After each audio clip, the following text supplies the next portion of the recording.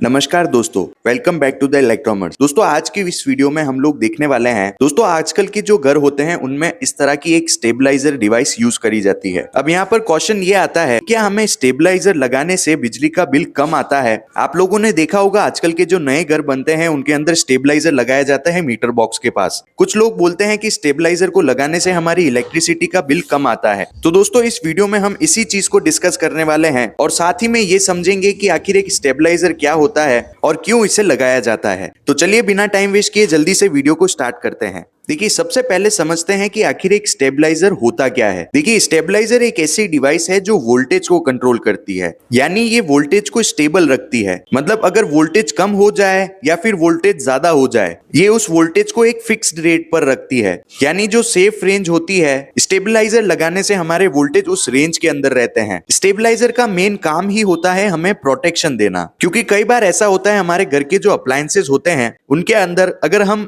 Unbalance voltage की supply पास करें तो वो अप्लायंसेस जल जाते हैं। इसीलिए एक फिक्स और सेफ रेंज के वोल्टेज डालना बहुत जरूरी होता है, चाहे वो टीवी हो, एसी हो या फिर फ्रिज हो। इसी पर्पस के लिए दोस्तों हम स्टेबलाइजर का यूज करते हैं। चलिए अब बात करते हैं क्या वाकई में स्टेबलाइजर बिजली का बिल कम करता है या नहीं। देखिए इसका सिंपल सा आंसर ये होता है कि दोस्तों बिजली का बिल स्टेबलाइजर से कम नहीं होता है। देखिए बहुत सारे लोगों को इस चीज का कंफ्यूजन होता है, लेकिन स्टेबलाइजर कोई ऐसी डिवाइस नहीं है जो करंट को कम कर दे। ये सिर्फ वोल्टेज को इंप्रूव करने के लिए लगाई जाती है और इसका हमारे एनर्जी मीटर पर कोई असर नहीं पड़ता है। यानी एनर्जी मीटर पहले जितने यूनिट बना रहा था वो उतने ही यूनिट बनाएगा अगर आपने स्टेबलाइजर भी लगा दिया है। इसका मेन पर्पस होता है आपके अप्लायंसेस और घर में लगी बाकी चीजों को वोल्टेज से प्रोटेक्ट करना। बहुत सारे लोग बोलते हैं कि स्टेबलाइजर को लगाने से आपका बिजली का बिल आधा हो जाता है, जो बिल्कुल भी गलत बात है। ये सिर्फ एक मिथ है। अब दोस्तों आपके मन में ये क्वेश्चन भी आ रहा होगा कि क्या स्टेबलाइजर को लगाने से बिजली का बिल बढ़ जाता है,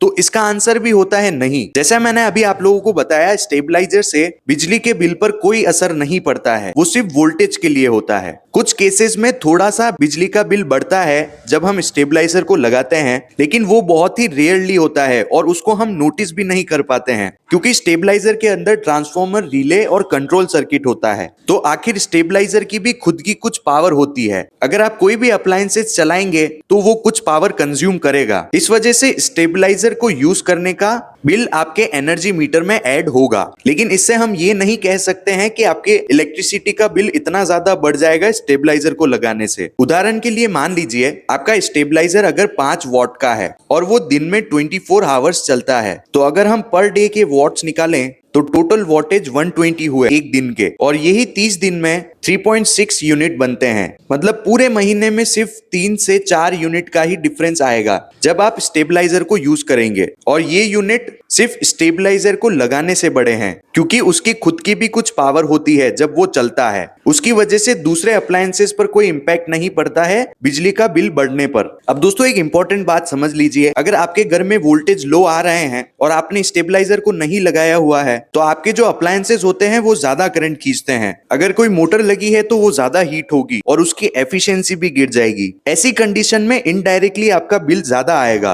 और अप्लायंसेस डैमेज होने का रिस्क भी होगा। इसीलिए स्टेबलाइजर को लगाने से आपको वोल्टेज एकदम नॉर्मल मिल जाएंगे, अप्लायंसेस एकदम प्रॉपर कंडीशन में काम करेंगे और साथ ही आपका जो करंट है वो भी एकदम स्टेबल रहने वाला है। इसीलिए स्टेबलाइजर को लगाने से आपका बिजली बिल कम होने वाला है, ना कि बढ़ने वाला है। देखिए स्टेबलाइजर को सबसे ज्यादा एसीज के अंदर यूज किया जाता है। आजकल की जो एसी आती है उनके साथ इनबिल्ट स्टेबलाइजर भी होते हैं, लेकिन पुरानी एसी के अंदर अलग से स्टेबलाइजर को लगाया जाता था, क्योंकि कुछ ऐसे एरियाज होते हैं जहां पर वोल्टेज बहुत ज्यादा फ्लक्चुएट होते हैं और अगर ऐसे वोल्टेज हमें एसी के कंप्रेसर में दिए तो वो डैमेज हो सकता है, जिस वजह से आपकी एसी बहुत जल्दी खराब हो जाती है। इसीलिए दोस्तों एसी की सिचुएशन में स्टेबलाइजर को हमेशा लगाया जाता है। तो दोस्तों इस टॉपिक का फाइनल वर्डिक्ट ये होता है कि स्टेबलाइजर आपके बिजली के बिल को ना तो बहुत ज्यादा कम करता है और ना ही ज्यादा उसको बढ़ाता है। वो उसको एक सेफ रेंज तक लेकर आता है, क्योंकि वो वोल्टेज को इंप्रूव कर देता है, जिस वजह से आपके सारे अप्लायंसेस सेफ रहते हैं। स्टेबलाइजर आपके अप्लायंसेस को रिपेयर और डैमेज कॉस्ट से भी बचाता है। मतलब स्टेबलाइजर एक प्रोटेक्शन डिवाइस होती है, ना कि आपके इलेक्ट्रिसिटी बिल को बचाने वाली कोई डिवाइस। तो इस चीज का दोस्तों आपको ध्यान रखना होता है। अब दोस्तों बात आती है कि वाकई में स्टेबलाइजर को लगाना इतना जरूरी होता है। देखिए, स्टेबलाइजर को वहां लगाना बहुत जरूरी है जहां पर वोल्टेज बहुत ज्यादा अप डाउन हो रहे हो, या फिर कोई रूरल एरिया है। अगर आपके अप्लायंसेस बहुत ज्यादा कॉस्टली है, जैसे एसी, टीवी या फिर कोई फ्रिज जो बहुत ज्यादा कॉस्टली है, तो उसको प्रोटेक्ट करने के लिए आपको स्टेबलाइजर लगाना चाहिए